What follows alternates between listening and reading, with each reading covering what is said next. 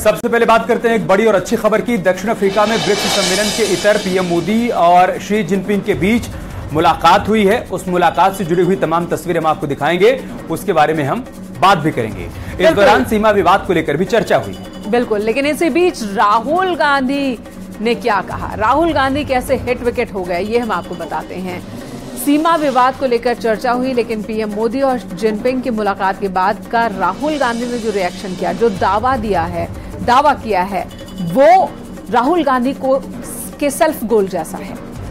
उन्होंने कहा कि चीन ने हजारों किलोमीटर जमीन भारत से छीन ली है, जिस पर अब संग्राम छिड़ा हुआ है। दरअसल राहुल गांधी ने आरोप लगाते हुए कहा कि चीन भारत की जमीन छीन रहा है, तो बीजेपी ने राहुल पर पलटवार करते हुए कहा कि भारत की जमीन छीनने का किसी में फिलहाल दम नहीं। राहुल गांधी ने आरोप लगाते हुए कहा कि चीन भारत में घुसपैठ कर रहा है, तो बीजेपी की तरफ से कहा गया कि राहुल गांधी देश को बदनाम कर रहे हैं।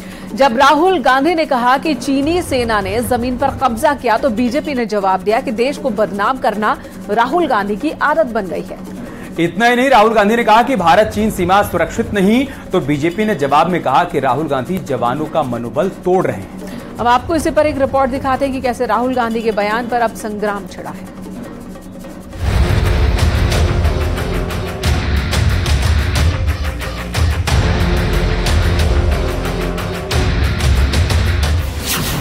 राहुल गांधी लद्दाख में है, कार्यक्रम कर रहे हैं, भ्रमण कर रहे हैं, लेकिन इस बीच एक बार फिर उन्होंने देश के उस छोर से मोदी सरकार पर हमला बोल दिया है और अपनी बात को दोहराते हुए कह दिया, चीन ने भारत की जमीन छीनी है।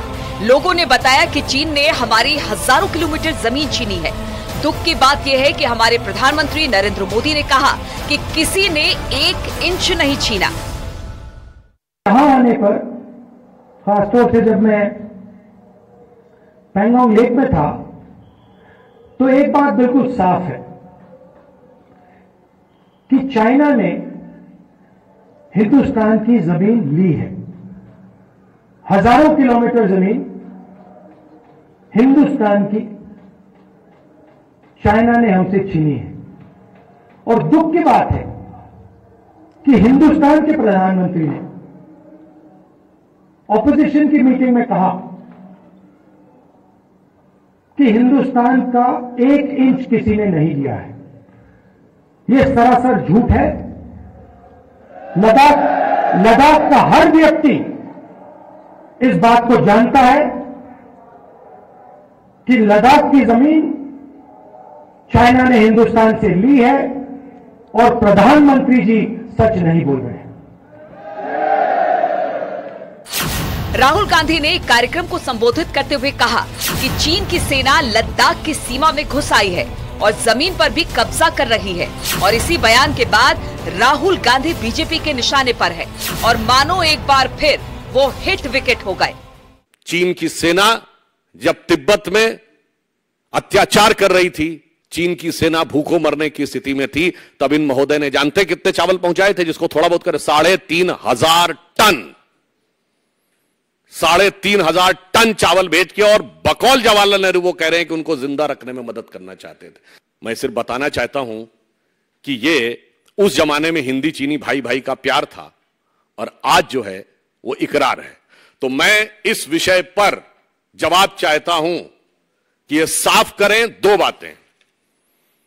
इतिहास में आपने भूल नहीं की है, यह ऐतिहासिक अक्षम्य अपराध जैसी श्रेणी है कि आप उस देश को जिससे आपकी दुश्मनी साफ दिखने लगी थी, उसकी फौज को रसद पहुंचा रहे हैं।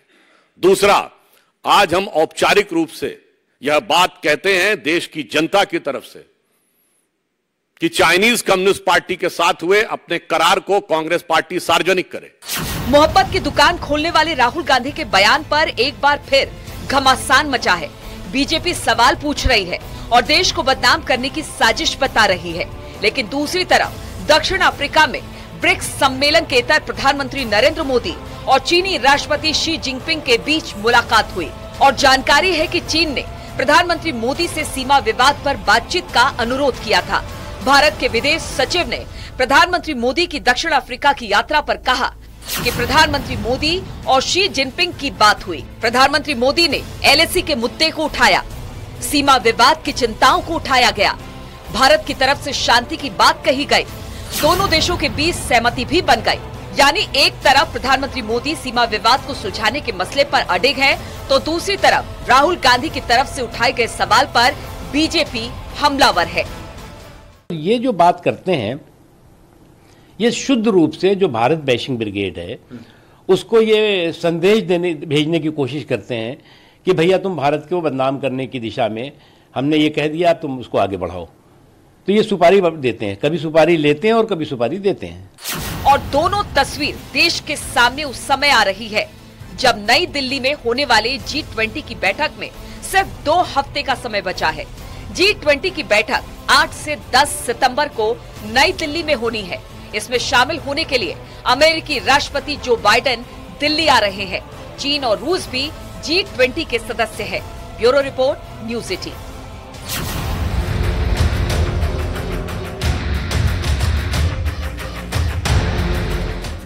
और चलिए बात यूपी में घोसी सीट पर उपचुनाव की कर लेते हैं। जैसे जैसे ये घड़ी नजदीक आ रही है वैसे वैसे सियासी माहौल भी गर्मा गया है, क्योंकि घोसी के घमासान में अब माफिया मुख्तार अंसारी के परिवार की एंट्री हो गई है। इस बार बीजेपी से मुकाबले के लिए अखिलेश यादव ने अब नया दांव खेल दिया है। समाजवादी पार्टी ने माफिया मुख्तार के भतीजे को चुनाव प्रचार में भेजा है। एसपी प्रत्याशी के समर्थन में अब अंसारी परिवार चुनाव प्रचार में जुटा है। दरअसल इसके पीछे की मंशा मुस्लिम वोट बैंक पर पकड़ बनाने की है और साथ ही साथ शिवपाल यादव भी अब घोसी के चुनावी मैदान में नजर आने लगे। और जब उनसे माफिया मुख्तार को लेकर सवाल किया गया तो शिवपाल ने कहा और एक तरह से सफाई दी कि मुख्तार समाजवादी पार्टी से नहीं जुड़े हैं, उनके भाई जरूर विधायक हैं लेकिन मुख्तार नहीं है। अब आपको पूरी रिपोर्ट दिखाते हैं कैसे घोसी का रण अब जाति धर्म पर आकर अटक चुका है।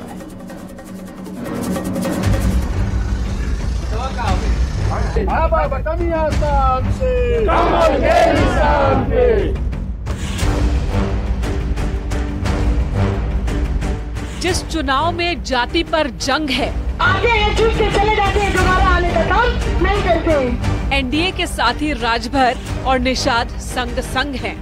कमल का फूल जिंदाबाद, जिंदाबाद, जिंदाबाद, भारतीय जनता पार्टी जिंदाबाद। उस चुनाव में अब माफिया मुख्तार के परिवार का भी रंग दिखने लगा है, वो भी उस प्रत्याशी के समर्थन में जिस पर हत्या का आरोप है, जो समाजवादी पार्टी के टिकट पर घोसी में चुनाव लड़ रहे हैं।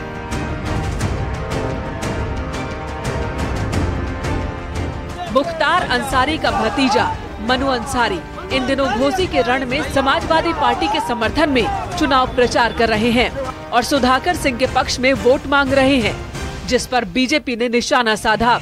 लेकिन वही सवाल जब चुनाव प्रचार के लिए घोसी आए शिवपाल यादव से पूछा गया तो उन्होंने मुख्तार कनेक्शन को सिरे से ही खारिज कर दिया और फिर निशाने पर ओपी राजभर को ले लिया। यार अंसारी तो समाजवादी पार्टी से तो कभी चुनाव लड़े नहीं, उनका आप नाम ले रहे हैं।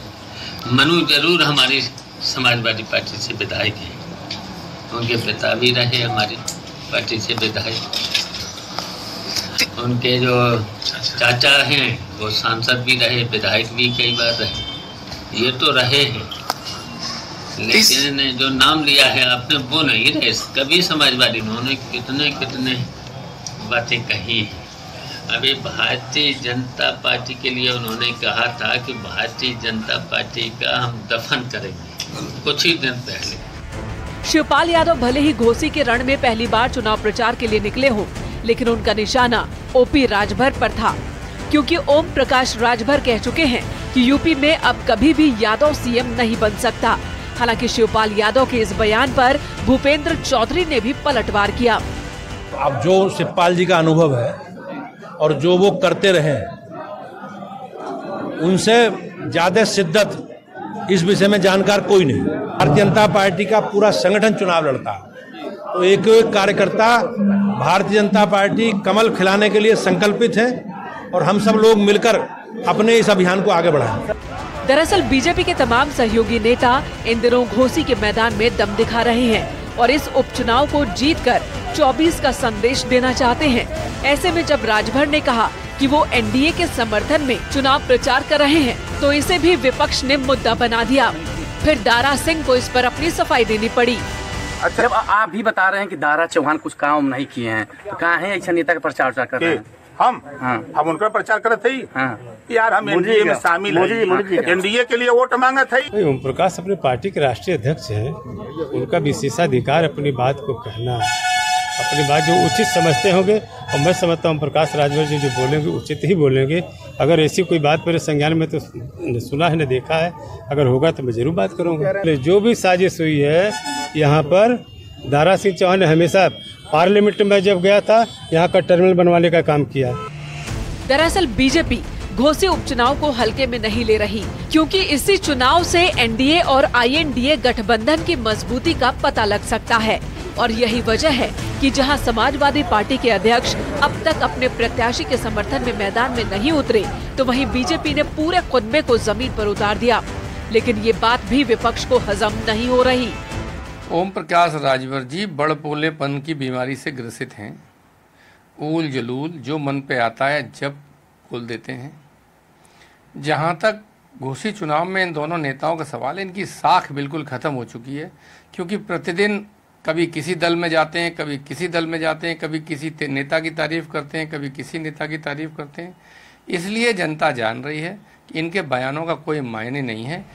खैर, घोसी के परिणाम जो भी हो, लेकिन जुबानी जंग से पता चल रहा है कि ये सीट दोनों दल के लिए कितनी अहम है, क्योंकि एक तरफ साख का सवाल है तो दूसरी तरफ रिकॉर्ड कायम रखने का प्रेशर।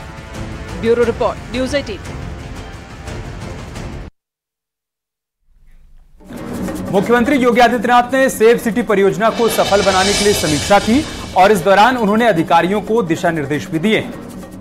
साथ ही जनता से भी अपील की है। मुख्यमंत्री ने कहा, सेफ सिटी के लिए जनता का सहयोग जरूरी है। लोग चाहे तो अपने आसपास भी सीसीटीवी फुटेज लगवा सकते हैं। साथ ही चौक चौराहों पर भी सीसीटीवी कैमरे लगाए जाएं। सीएम योगी ने कहा कि यूपी 18 सेफ सिटी वाला पहला राज्य भी बहुत जल्द बन जाएगा और इसके लिए सभी थाने की पुलिस अपनी अपनी जिम्मेदारी निभाए, ये निर्देश उन्होंने दिए और पुलिस थाने को भी सीसीटीवी कैमरों से लैस करने के निर्देश उन्होंने दिए। और चलिए आपको इसी पर एक रिपोर्ट दिखाते हैं।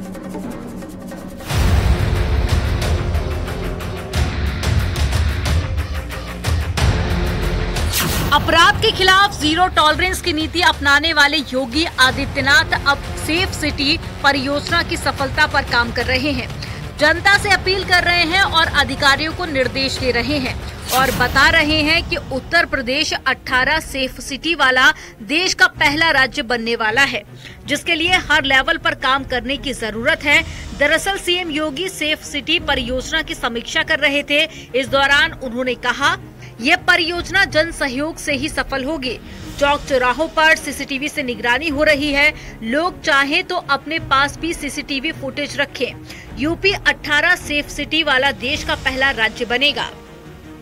सीएम योगी का मकसद उत्तर प्रदेश में क्राइम कंट्रोल के साथ ही लोगों को जागरूक करने का भी है, जिससे कि अपराधियों को तुरंत पकड़ा जा सके और एक्शन हो सके।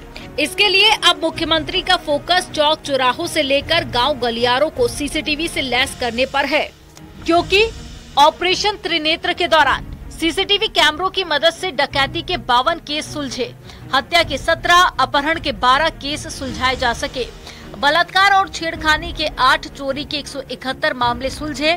साथ ही 35 अन्य मामलों में बदमाशों का सुराग मिला। और इसी ऑपरेशन को आगे बढ़ाते हुए अब मुख्यमंत्री योगी की नजर सेफ सिटी पर जा टिकी है। मुख्यमंत्री योगी आदित्यनाथ ने आज सेफ सिटी परियोजना की समीक्षा बैठक की। मुख्यमंत्री योगी आदित्यनाथ ने अफसरों को सीधे तौर पर निर्देश दिए कि 17 नगर निगम और गौतम बुद्ध नगर यानी कि 18 शहरों में सेफ सिटी परियोजना के तहत सीसीटीवी कैमरे लगाए जाएं और उत्तर प्रदेश देश का पहला राज्य सेफ सिटी वाला बनने की ओर अग्रसर है। इससे पहले डीजीपी ने बताया था कि इस ऑपरेशन त्रिनेत्र के तहत में हाईवे, सड़कों, सार्वजनिक जगहों पर कैमरे लगाए हैं। इस अभियान को सफल बनाने के लिए जन सहयोग लिया जा रहा है, ताकि लोग भी इसके मकसद को लेकर जागरूक हो सके। जिन जिन आबादी वाले क्षेत्रों में इसे लगाया जा रहा है, वहां लोगों को अपराध के खिलाफ आवाज उठाने को लेकर जागरूक भी किया जा रहा है। माननीय मुख्यमंत्री जी के प्रेरणा से पूरे प्रदेश में ऑपरेशन त्रिनेत्र चलाया जा रहा है। इसका मुख्य उद्देश्य ये है कि जहां कैमरे पहले से कहीं कुछ क्षेत्रों में स्थापित हैं और कहीं हमें नए कैमरे लगाने थे, तो ये अभियान चलाया गया। प्रदेश के हर थाने में और हर स्थान पे, हर गांव में हम लोग प्रयास कर रहे हैं लगाने का। मुख्यमंत्री योगी का मकसद साफ है, हर हाल में सेफ सिटी परियोजना को धरातल पर उतारा जा सके, इसके लिए स्टेप बाय स्टेप काम किया जाएगा। यानी पहले चरण में 17 नगर निगम सेफ होंगे, दूसरे चरण में 57 जिला मुख्यालय सेफ किए जाएंगे और तीसरे चरण में 143 नगर पालिकाओं को जोड़ा जाएगा, जिससे उत्तर प्रदेश में बचे खुचे अपराधियों पर लगाम लगाई जा सके और जनता के लिए भय मुक्त माहौल तैयार किया जा सके, जिसके लिए सीएम योगी खुद मोर्चे पर है। न्यूज़ 18 के लिए संकेत मिश्रा की रिपोर्ट।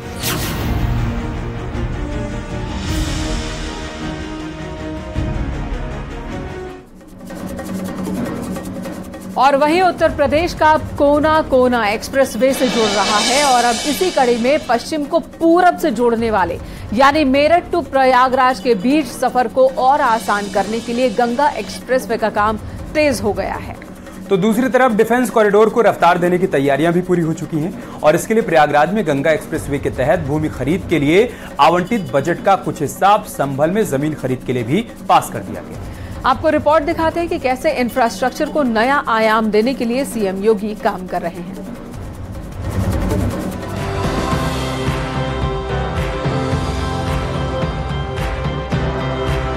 यूपी में चाहे पूरब हो या पश्चिम, हजारों गांवों को नई सड़कों से जोड़ा गया है।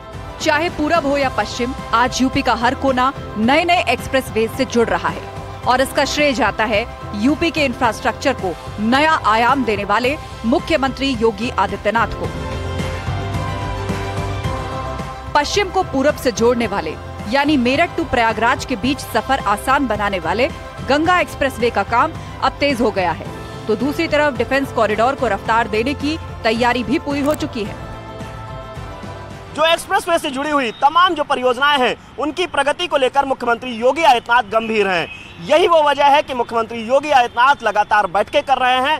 और अगर बात करें गंगा एक्सप्रेसवे की, तो प्रयागराज से मेरठ को जोड़ने वाला ये गंगा एक्सप्रेसवे संभल में भी जमीन खरीदने के लिए बाकायदा बजट का आवंटन हो गया है और मुख्यमंत्री योगी आदित्यनाथ ने अफसरों को सीधे तौर पर निर्देश दिए हैं कि इन एक्सप्रेसवे को जल्द ही पूरा कराया जाए और इनमें क्वालिटी का विशेष ध्यान रखा जाए।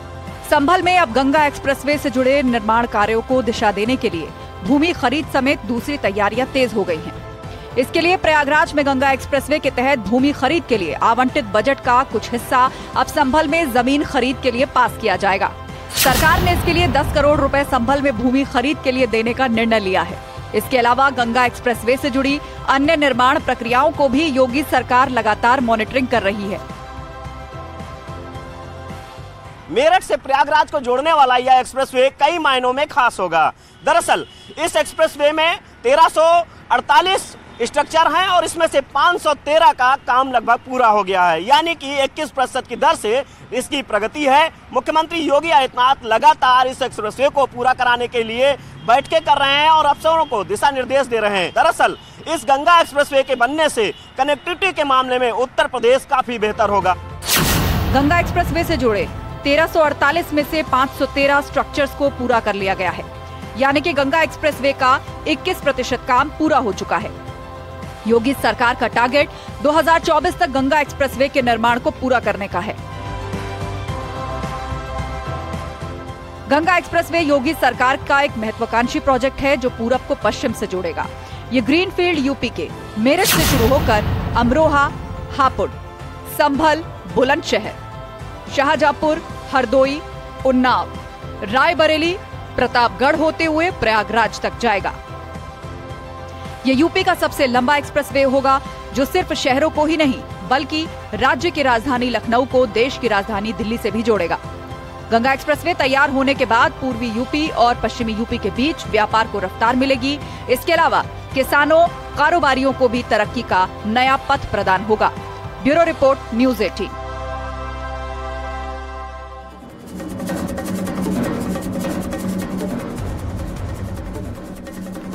पूर्व मंत्री अमरमणि त्रिपाठी की आज जेल से रिहाई हो गई। हालांकि अभी वो अपने घर नहीं जा सकेंगे। खराब सेहत की वजह से उन्हें बीआरडी मेडिकल कॉलेज में ही रहना होगा। आपको बता दें कि 2003 में कवियत्री मधुमिता शुक्ला की हत्या कर दी गई थी। इस मामले में करीब 17 साल से अमरमणि त्रिपाठी अपनी सजा काट रहे थे, यानी 17 साल बाद उनकी जेल से रिहाई हुई है। इस दौरान अमरमणि त्रिपाठी के बेटे अमनमणि त्रिपाठी अपने समर्थकों के साथ जेल पहुंचे। हालांकि अभी भी उन्हें खराब सेहत की वजह से अस्पताल में ही रहना होगा।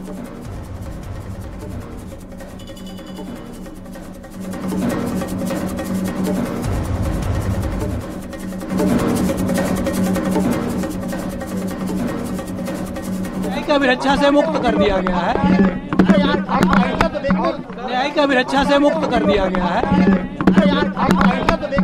ऊपर वाले का आशीर्वाद है और हम लोग 20 वर्षों से इसके लिए तरस रहे थे, अपने माँ बाप के लिए तरस रहे थे। आज वो घड़ी आई है। हमारा पूरा परिवार, सभी लोग बहुत खुश हैं, अत्यंत।